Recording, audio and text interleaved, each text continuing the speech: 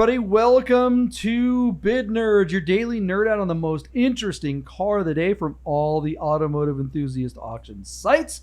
My name is John Polnik, along with my partner Michael Deeb. We are here in the Rami studio in the Container Park in downtown Las Vegas. Shout out to Rami. That is correct. Usually my partner is in San Francisco, but you came out to see us in Vegas. Thanks, buddy. What's up? Oh, dude, I love it here. Got to bring my dog out to visit the sports chiropractor at Agape. Shout out to Dr. B. Shelby's limping around, our producer, so she's taking a nap on the floor. And I figured, hey, man, let's just make a whole weekend out of it and come see you, and we'll record together in studio, which I don't think we've ever done. Yeah, I think we've tried it maybe once or something like that, and it failed miserably. At the inception of the concept of the idea that you had in 2020, in the fall of 2020, I remember we would be in different rooms of your flat, out here, and we were doing it on Instagram back then. Do you remember that? I do. And it didn't work if we were in the same room. So even though we were together, we had to separate ourselves. So I mean, like, we've never done the show across from each. And what's hilarious is, as Rochelle edits these things, she'd be like, "Tell Deeb to look at the camera," because I keep looking at you and not the camera. I want to talk to you and have this conversation, but it's not like good. It's not good copy. So, anyways, I'll learn. I'll figure it out eventually. Sorry, Rochelle. It's all good. So, like, we're here in the Rami studio. You guys have never been here before. Oh, this place is so cool. It's a pretty cool at the space. Container Park.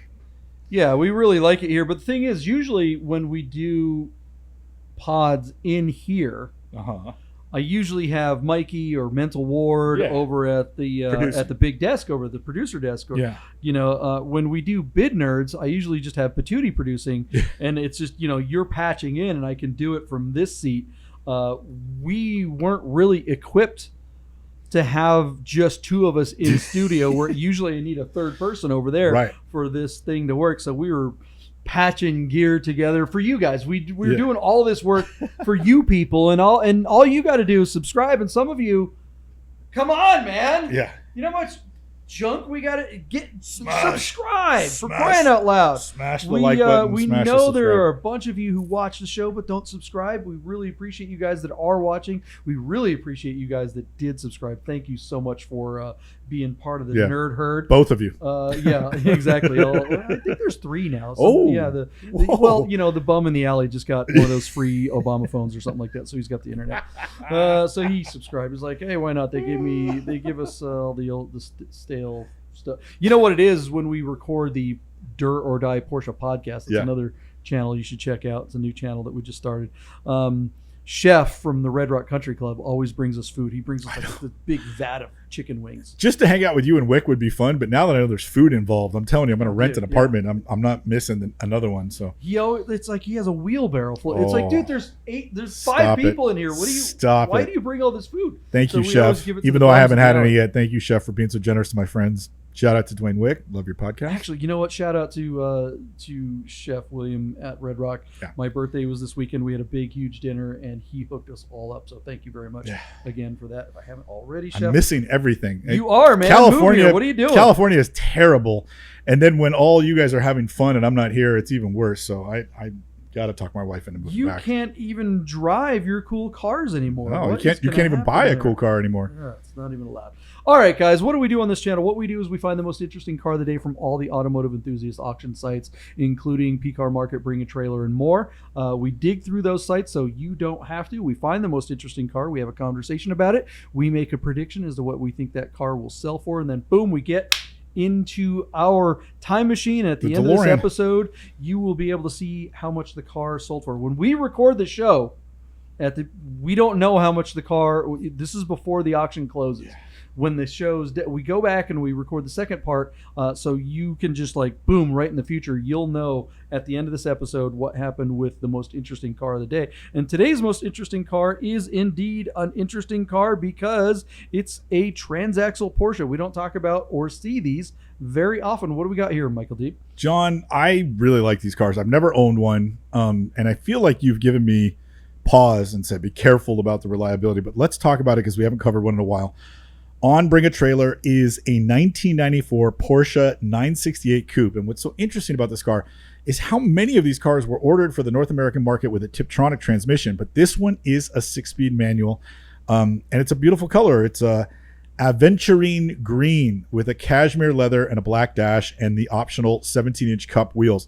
I think this car looks good. I think these cars drive good, and then I'll wait for you to poop all over them as ownership and reliability and maintenance, because I don't think they're maybe the best Porsche to have in your garage. But man, I've never owned a 944, and we talk about this when we were in high school. Like, what's the car that got you going?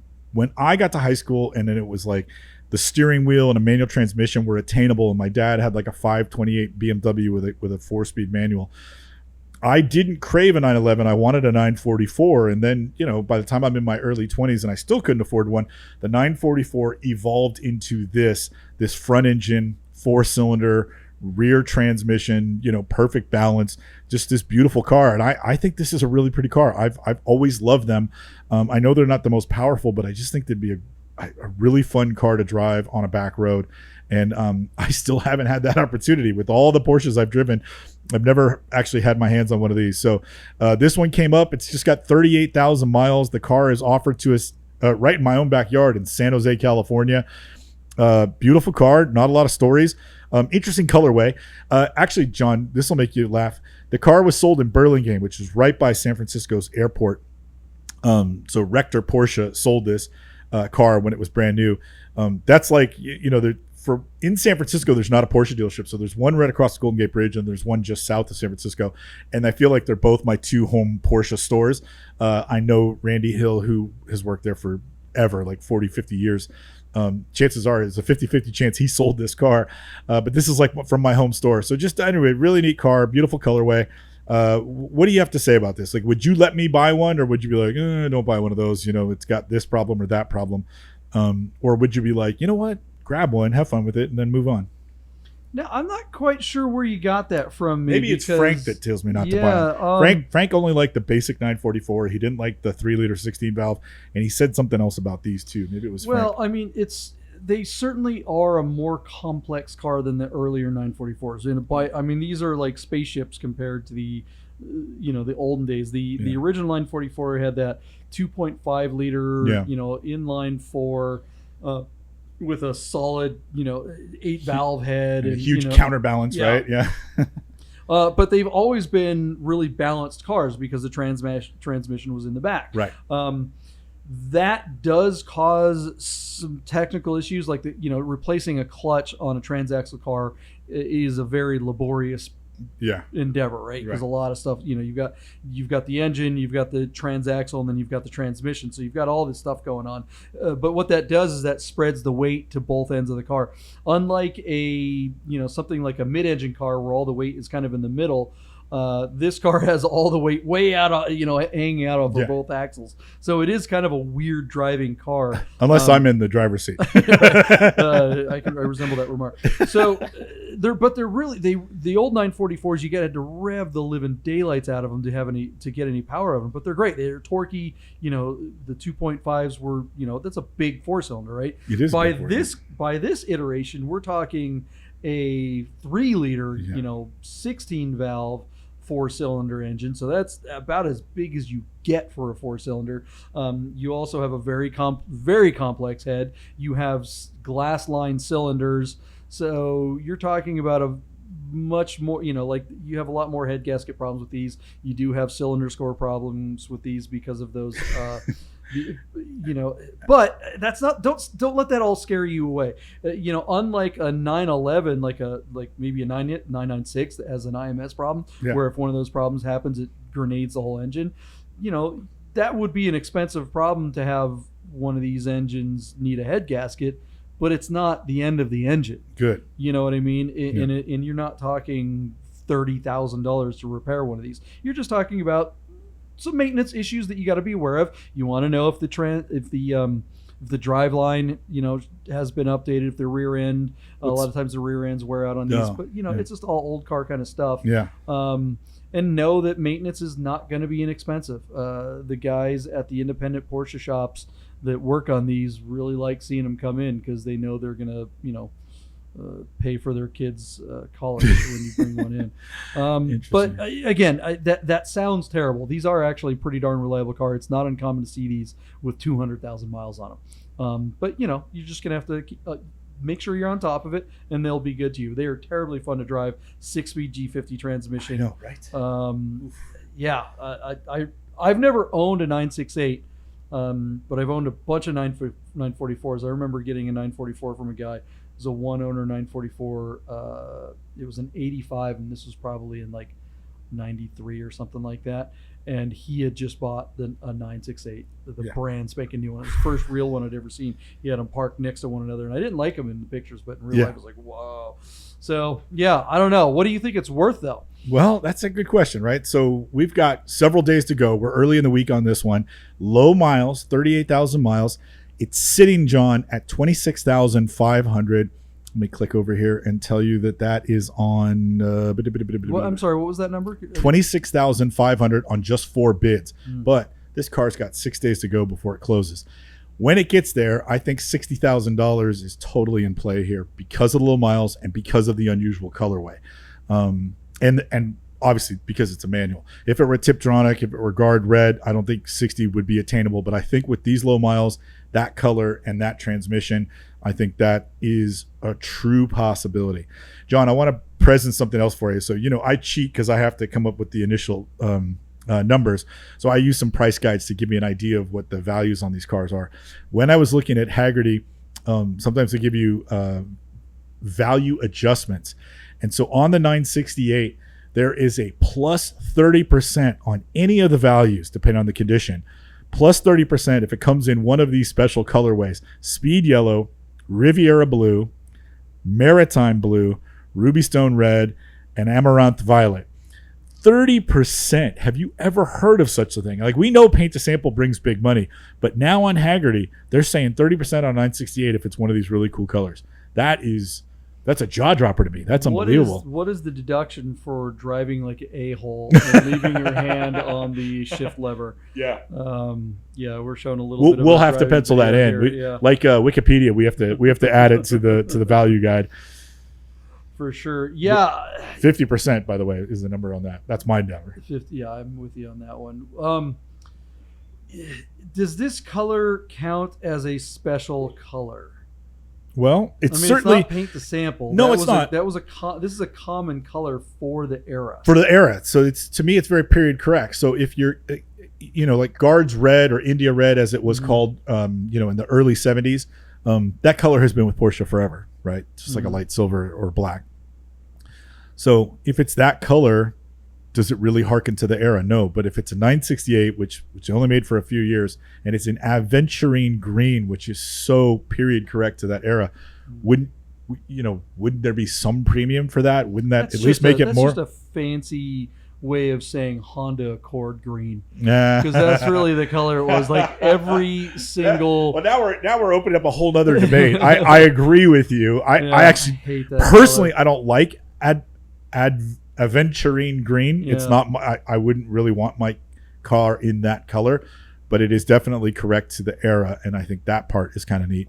But actually those colors that I listed below that Porsche would pay a big premium for, man, I'd go crazy if it was any one of those colors, and I probably would pay the 30% premium for that, to have it in Speed Yellow or Riviera Blue is my favorite, to be honest. And Riviera Blue.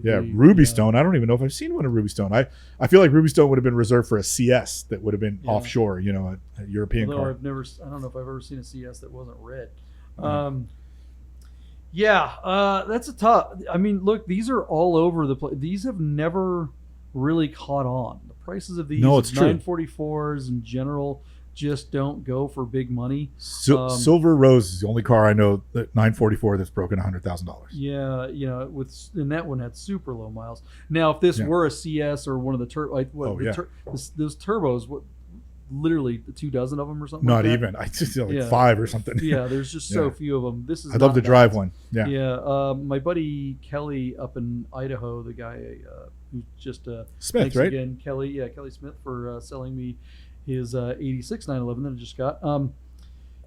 He has a red on black and tan one of these, and he had the wheels. He has the cup wheels like this, painted red, so looks like a CS. He didn't Yeah. put the CS badges on it. He didn't try to cheat like that. Yeah. But you just look at it and you're like, if you know, it looks really cool. Yeah. Normally, I would never say red wheels are always terrible.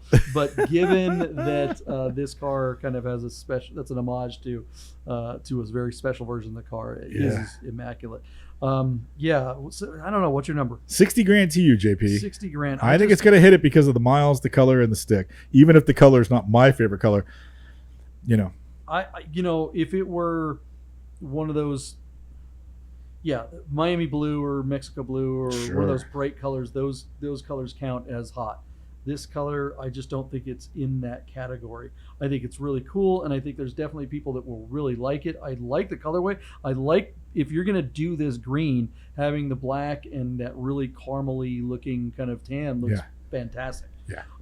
It's an elegant car. Yeah, it really is classy, but it's not flashy like those, like the big purple one or something like that. Yeah. So I'm going to go under. I'm going to say 50. I'm going to go 10,000 under. Wow, big under. I mean, because usually these are only going for like 25 for a decent one. But the miles, with much the higher stick, miles. This is low if miles, this were yellow or Riviera blue, I would think this would be an $80,000 car. I agree with you, actually. Yeah, I just don't think the green gets that kind of. I don't think the green is something. Grand. If it were a humbug. Viper green or something like that type of green, it would be a different story. But I just don't think this. My partner will be visited grabs. by 3 ghosts in the next 24 hours: Christmas past, Christmas present, and Ruby Stone future. Oh my gosh! What do you guys think out there? Now is the time for you to plug in your bid.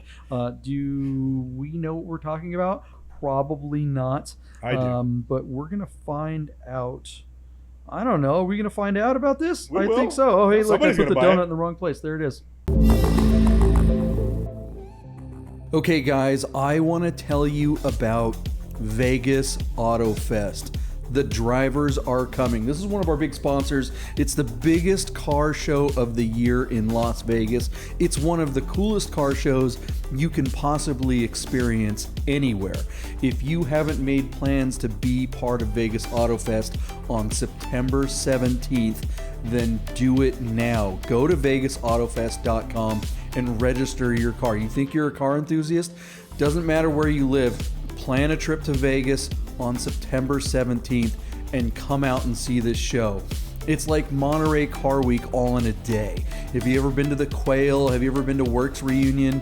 Have you ever been to Amelia Island? All those car shows are amazing and great. Have you been to Luftkult? Sure, but Vegas Auto Fest is something special. Make a plan for September 17th. We'll see you in Vegas. And we are back just in time for Michael Deeb to get a fuzzy jacket. Look at him. You look very cozy in the future there, Michael Deeb, in your San Francisco place. Yeah.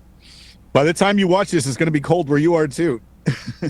That's entirely possible. It's never going to be cold here in Las Vegas. It never gets cold here. We're getting ready for Life is Beautiful this weekend, which, if you're watching this episode, Life is Beautiful already happened. So if I know, something right? crazy happened at Life is Beautiful, you'll be able to go, oh, hey, that was I don't know. I'm sure Life is Beautiful is going to be a great shindig this year. Should we start referring to as Life Was Beautiful? A little past tense action there. Yeah. Very nice. Okay, well, look, I'm kind of, this result today, this one stumps me, man. I don't get this. What is going on with this 968? Listen, we just had this on the Ferrari. Would people pay premium blue Ferrari? Again, 5 years ago, they would have been like, people would tell you not to buy a blue Ferrari. Like, whatever you do, don't buy the blue Ferrari. And now I think people pay a premium. That 355 GTS sold for over $200,000, and you and I were like, wow. So here we have this aventurine green 968 with a manual. It's not like a sexy looking car in this sort of weird color. It is, which I was making earlier. But JP, you said, what did you say? $50,000 on the car. I said 60 is the retail number. The car sold for $65,000 on 30 bids on Bring a Trailer. I'm not surprised that's what they go for. I wouldn't pay this for that car. I would rather have one that looks more sporty than this. This doesn't look sporty to me. This looks like a hippie mobile from the early 90s. You know what I mean? But yeah. But if it were speed yellow or Mexico blue, oh man, I'd be all over it. But then if it were that color, would it be worth even more? Would it be an $85,000 car? According to Haggerty's, the answer is yes. So yeah, and there you go, JP. That's what they're worth. If they got a stick in low miles, you're paying 60. We got to get Paul from AutoCount back on the show sometime. We were talking to him at one of the DWA drives a while back, and I remember him talking about like the 944s and the 968s, how some of them, the special ones, have crept up to these numbers because, like we said before the break, regular 944s, even S2s and stuff like that, when they're in nice shape, they're barely worth more than 20. If they hit 30, it's amazing. Amazing. So a 968 is just a 944 with a facelift. I mean, and a better transmission. Sure, the engine has some updates. It is a better car. And like 3 more horsepower. And Paul said it really well when he said that, look, because he sells some of these, they come through his doors. He sells a lot of cars over at AutoCount. Check out his website and what he happens to have in inventory. He never has anything in inventory because he brings something in. Most of the time, he gets something that's sold before he even finishes cleaning it. Yeah. Yeah. When we go to his website, there's a section about coming soon, and those are like the 4 or 5 cars he's got on deck. If you're interested in one of those cars, you call him when it's before anybody else can see a photo of it.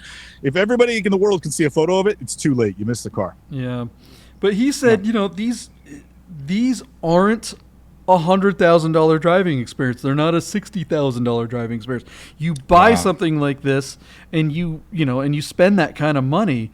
It's like.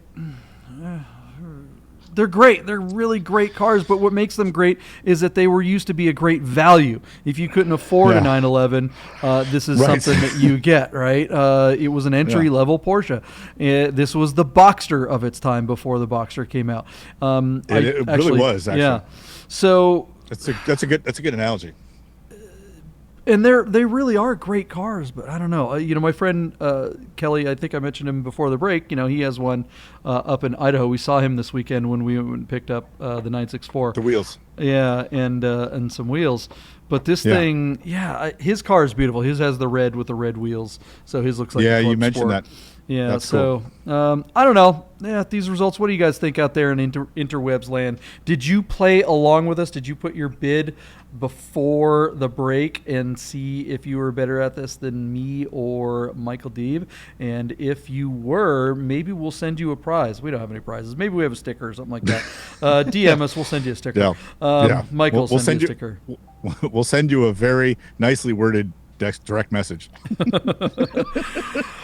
968s, 964s, 96, all the 9s, right? All these Porsche numbers, they all just kind of like blob together. But I would still like to get one of these one day. But I just don't think I would too. If the prices came down on them, you could get a nice one for maybe in the 30 range. Okay, but twice as much? I don't know. That seems crazy. All right, guys. Well, we're going to end this episode, and we will see you tomorrow with a brand new episode of Bid Nerds. See ya. Nerds! Get those words!